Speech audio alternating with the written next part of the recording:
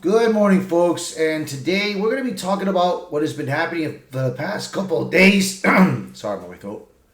Past couple of days, and it's titled "A Composer Calls Out Woke Gaming Industry's Fear-Driven Agenda." Okay, I got this article from Smash JT, and this is Marty O'Donnell's candid take on the gaming industry. Fear-driven pandering blows lid off DEI agenda in gaming. Now, Marty O'Donnell is the composer who he did the Halo franchise, who did the Halo series, which I enjoyed, by the way. Let's take a look at this article and let's start reading it. So here we go. Renowned Halo series composer Marty O'Donnell shared some critical perspective on the current state of the gaming industry, and the nose ring mafia is not gonna like it. During a recent appearance on the Andrew Say's podcast, O'Donnell discussed how fear of backlash from special interest groups has been clearing, influencing creative designer decisions in the industry, leading to a trend he describes as pandering. Now, Smash JT made a video about this, Bo, but I'm going to just read this article and we'll go from there. The Fear Factor. O'Donnell, who composed the iconic soundtracks for Bungie's Halo titles, spoke openly about the industry's shift toward prioritizing diversity, equity, and inclusion (DEI) initiatives. He argues that these initiatives, often seen as pandering, stem from a fear of being targeted by vocal special interest groups. I can't say for certain what's in everybody's mind, but I know when I was there, when I was on the board of directors at Bungie, when I talked to the higher ups at Microsoft, there is a lot of fear, and the fear started creeping in. The DEI dilemma. O'Donnell makes mince words when discussing DEI in gaming, framing it as a distraction from the core objectives of storytelling and gameplay. DEI is not DEI. It is not diversity, equity, and inclusion. It is code word for essentially a Marxist world view of power structures. He recalled his time at Bungie, noting that diversity was never a forced consideration. Characters were chosen for their merit and the actor's talent, not to meet diversity quotas. The organic approach, according to O'Donnell, is more creatively fulfilling and results in better products. So this is Andrew. Andrew. This is Andrew Says. He's the podcaster for this article, for this news right here. So shout out to him, bro. There is fear that you are going to essentially get on the wrong side of some special interest groups who can be very loud and very annoying. So let's placate those people. Historical context and industry pressures. The composer also provided historical context, recounting how even during the development of Halo 2 in the early 2000s, there were instances where creators' choices were influenced by external pressures. Honestly, I think a lot of these people are empty suits. They don't actually have core values. So they adopt the core values of the moment to make sure they're on the right side. He cited the example of changing the character's name from the dervish to arbiter to avoid potential backlash from the Muslim community. Huh. Interesting. One of our main characters, the Arbiter, was not the Arbiter during the whole time. We were making Halo 2, the character's name was called the Dervish, and we had recorded all the voice. I had directed all the actors, and everybody was using the term Dervish, and then we found out that like this could be and seen as an insult because there is a Islamic religious figure known as dervishes that and so we had to change it. We were forced to change that. I was never really happy about it. I thought This is an artistic choice. This is what we had from the beginning. We were not making any sort of trying to make any sort of political or religious comment. I'm sorry, guys. I was trying to read it because I think the word pattern was a little messed up, so I had to try to read it the best I could. So that started making Microsoft a little bit nervous because they felt like there could be some backlash from the Muslim community. A broader industry trend. O'Donnell's insights extended beyond his own experiences. He argues that this fear-driven decision-making was widespread in industry, affecting not just gaming but all forms of entertainment. Executives often lack core values and adopt whatever is deemed safe at the moment to avoid backlash. This fear is stifling creativity and leading to products that are not engaging or memorable. To be honest with you, I saw this starting to come in the last few years of my time in the video game industry, and I'm glad that I sort of retired from video games when I did. Conclusion. The prevalence of woke culture in today's society can largely be attributed to the influence of DEI injection consultation firms like TPB Inc., among many others, which have capitalized on the fear of offering vocal special interest groups. These firms have transformed the concept of being offended into a lucrative business model, using fear as a form of extortion to ensure their services are sought after. This is everything that is wrong with the direction of the gaming industry and entertainment industry in general. By leveraging the potential backlash from perceived insensitivity, they pressure companies into adopting extensive DEI policies, often prioritizing pessimists over genuine, creative, and operational excellence. This has turned the mere idea of causing offense into significant financial and social concern for many organizations, or a legalized modern-day mafia. Yeah, that's what's been happening right now in other games. In O'Donnell's view, the gaming industry needs to refocus on what truly matters, creating great stories and enjoyable games. He believes that as long as decisions are driven by fear or some special interest groups, the quality of entertainment will suffer. If you plotline deals with an evil white person or an evil corporation, you're fine. That is like evil with evil white guy, especially men and evil corporations, no problem. You will never get pushed back on that. The whole interview is a banger with fantastic insights, peeling the curtain back on for a behind-the-scenes look at entertainment industry in general. And I highly recommend giving it a watch in full. Alright, so let's take a watch of this video. Alright, here we go. Let me see if we got it right here. Yep, we got it there. Perfect. DEI is not DEI. It is not diversity, equity, and inclusion. It is code word for essentially a Marxist worldview of power structures. It's not every day that I get to show off my Marty O'Donnell autograph on the Halo Trilogy score from Video Games Live.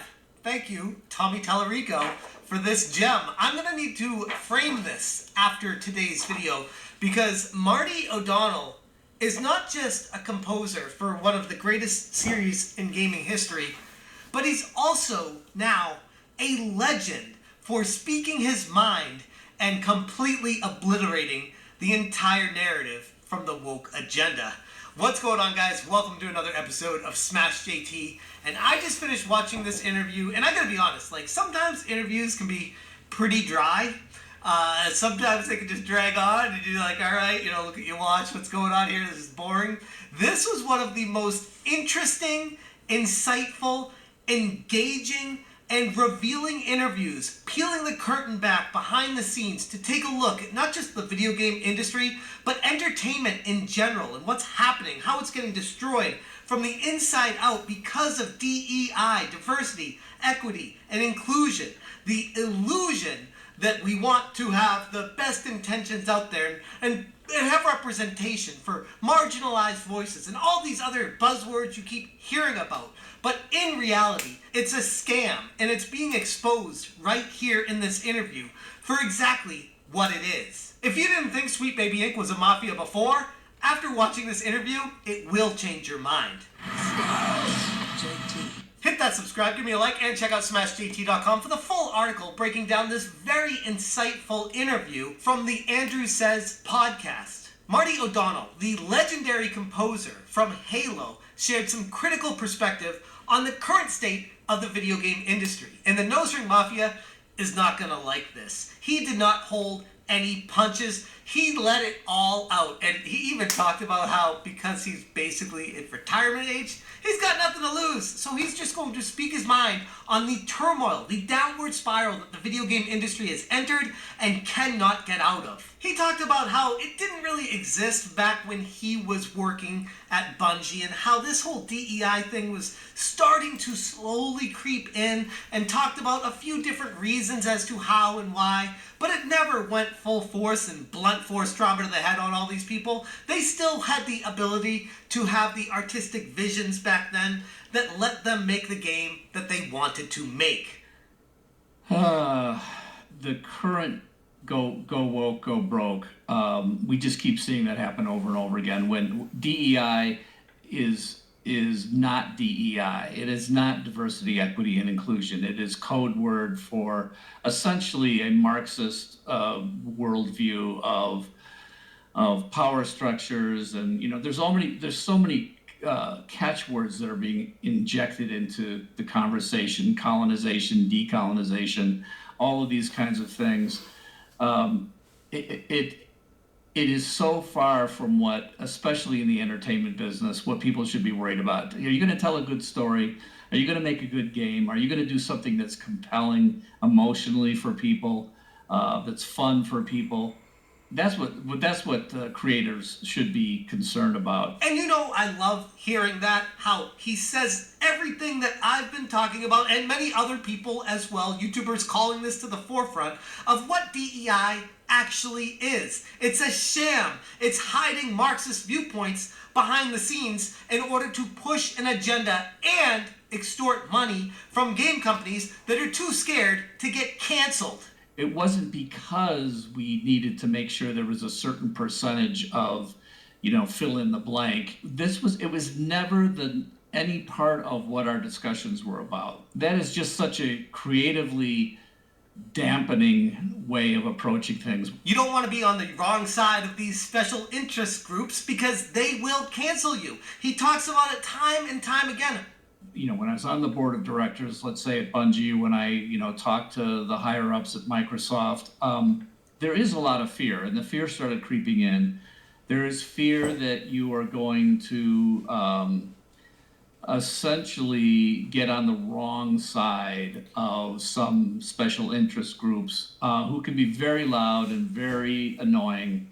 So let's placate those people. The whole mafia-style insurance agency would hate to see something happen to you. If you pay us some money, we can protect you to make sure, that you don't get canceled, because we're here for the good of you. You have to understand that, especially in the big companies, the C-suite and the executives, they are just constantly, all they're doing is looking at the bottom line. And if they think something could affect the bottom line, I honestly think a lot of these people are empty suits. They don't actually have core values. It's almost like a virus that's infiltrated corporate, not just America, but corporate worldview. How a lot of people have been promoted to positions that they weren't really ready for. And they got in over their head and potentially caving to what investors were demanding instead of doing what's right. Because the investors saw that, okay, if we can guarantee that this game doesn't get canceled by these people, then it will ensure profits for us in the long run. And in real life, these people that are running these game companies are not gamers. They don't care about the end product. They don't care about what efforts go into it. They don't care about anything about the game. They care about the money that they get from selling the game. The industry has turned into, instead of excitement and having fun with the games, well, Nintendo still focuses on that. There are game companies out there that would prefer to place profits over gameplay. And because of that, they start making decisions based off of what's going to make them the most money. So they adopt the core values of the moment to make sure they're on the right side so they don't get any sort of backlash. See what he said. What he just said, right? What they're saying, right? What he's saying right now about this is just. I tell you, man. I mean, everything that's been happening with other game industries, man, it's been happening a lot. I mean, you got these people that are working with these DEIs, and all they're doing right now is just damn no good. These companies are worried, they're afraid that they may get backlashed or anything like that. Look what happened to Stellar Blade. Sweet Baby Inc., IGN France, was trying to push this agenda of making the woman looking beautiful, especially the way what she was wearing an outfit, and they wanted to censor that. And of course, PlayStation, Sony, they bended the knee to try to censor it a little bit. No, man. And you know, I'm going to tell you, man, the Stellar Blade game's pretty good. I have to get back into playing that game, but that goes to show you, man, that there are industries out there that are fighting against this DEI nonsense, bro. There are companies that are in fear, and they want to be on the right direction of things. They want to make sure that they don't get canceled or anything like that. They tried to cancel Stellar Blade, and look what happened. It made money. Look what happened to Helldivers. It's making money. There was a small controversy that happened in Helldivers, but it still made the money and effort.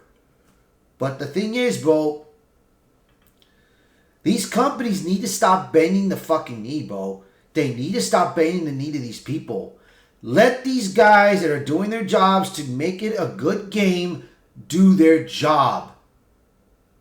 Don't let these DEI groups come in there and try to ruin it. Don't let them ruin it to you guys, but you keep doing this, Bo, it's going to happen. It will keep happening.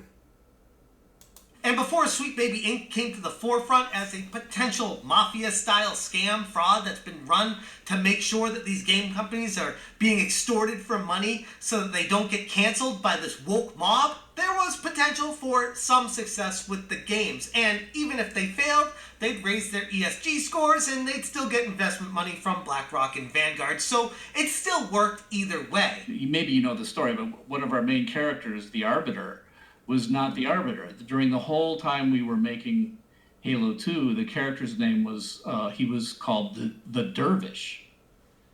And we had recorded all the voice, I had directed all the actors, and everybody was using the term Dervish. And then we found out that, like, this could be seen as an insult because there is a Islamic religious figure known as dervishes, and so we had to change it. We were forced to change that name. That Arbiter story is a fascinating look as to how things happen behind the scenes at the game industry, and we don't want to offend people. We don't want to do something that could get our game canceled or have a huge boycott because we used a name from a religion and that offended that religion. And I guess, to be honest, full disclosure here, I could see needing to be sensitive to certain things to make sure that you don't do something really stupid and get canceled. But it's gone to exponential points where it used to be a couple things you just navigate through, and it's turned into this woke mob that is just making sure that anything you say is offensive. And because of that, they will cancel you unless you involve them and they ensure their customers that, no, don't worry. We took a look at it, and yes, we could see how that's offensive to you, but don't worry because it's not offensive to us, so you shouldn't be offended either.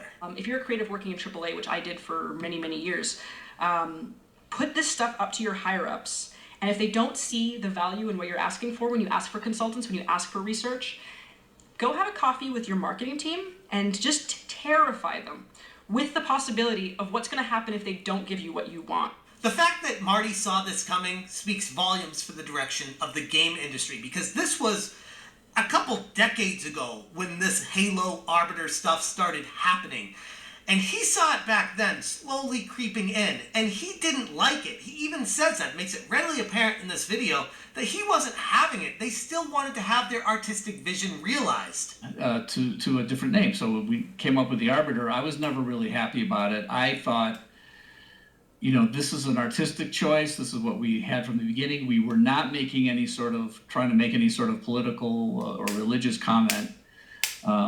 You know, we had tons of religious imagery, the Ark, Halo, the Covenant. All these things are sort of religious, you know, imbued with religious, terminology. So I didn't see why the dervish was a problem, but we were forced to change that. So I could see that there were going to be, the bigger the product, the more fingers would be in the pie trying to mess with things. The prevalence of woke culture in today's society can largely be attributed to the influence of DEI injection consultation firms like Sweet Baby Inc., among a slew of others, which have capitalized on the fear of offending vocal special interest groups. These firms have transformed the concept of being offended into a lucrative business model, using fear as a form of extortion to ensure that their services are sought after. It's actually a really genius marketing technique from their perspective. It's the easiest gig in the world. Hey, pay us money and we'll make sure that this woke mafia won't cancel you. We're buddies, we're tight-knit with all these game journals out there, and we'll make sure they'll give a good review to your game, or they won't try to slander it or boycott it or say anything that's offensive about it, because we can tell them, hey, you paid us some money and now we're good with it, so everyone in video games media is good with it as well, so we're all good. It's the easiest money-making scheme ever. These people are full of shit right now. It's destroying the entire industry from within. This is everything wrong with the direction of the video game industry and the entertainment industry in general.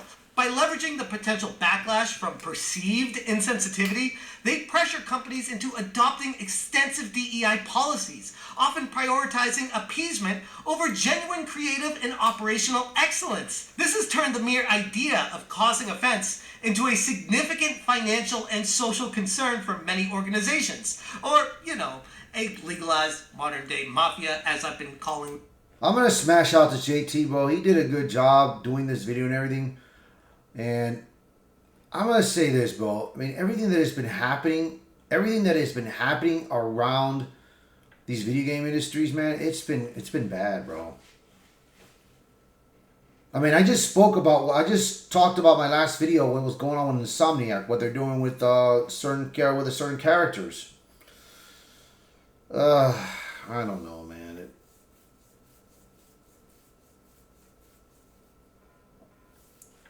So, I mean, right now, they need to get their act together, bro.